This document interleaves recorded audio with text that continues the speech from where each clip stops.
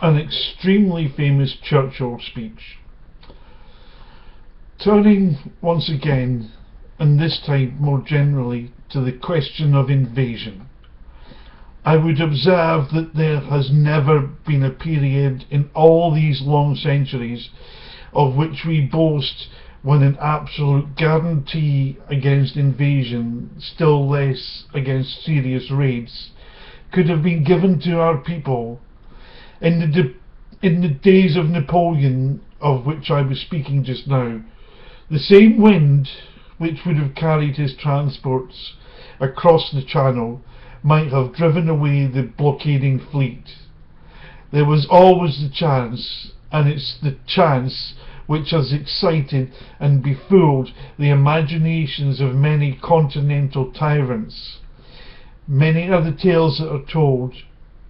We are assured that novel methods will be adopted, and when we see the originality of malice, the ingenuity of aggression, which our enemy displays, we may certainly prepare ourselves for every kind of novel stratagem and every kind of brutal and treacherous manoeuvre. I think that no idea is so outlandish that it should not be considered and viewed with a searching, but at the same time, I hope, a steady eye. We must never forget the solid assurances of sea power and those which belong to air power, if it could be locally exercised. I have myself full confidence that if all do their duty, if nothing is neglected, and if the best arrangements are made, as they are being made, we shall prove ourselves once more able to defend our island home, to ride out the storm of war, and to outlive the menace of tyranny, if necessary for years, if necessary alone.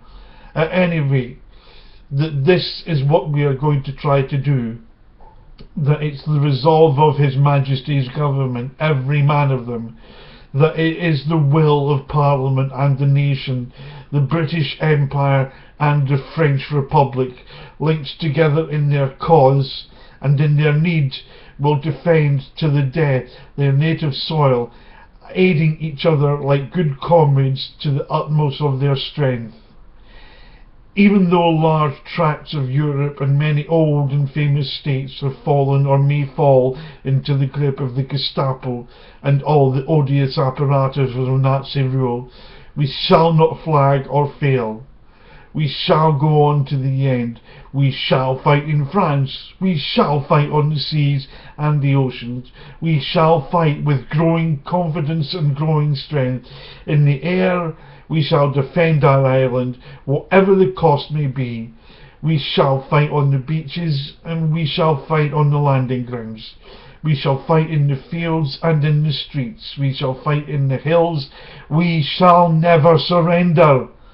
And if, which I do not for a moment believe, that this island, or a large part of it, were subjugated and starving, then our empire beyond the seas, armed and guarded by the British fleet, would carry on the struggle until, in God's time, the new world, with all its power and might, steps forth to the rescue and the liberation of the old.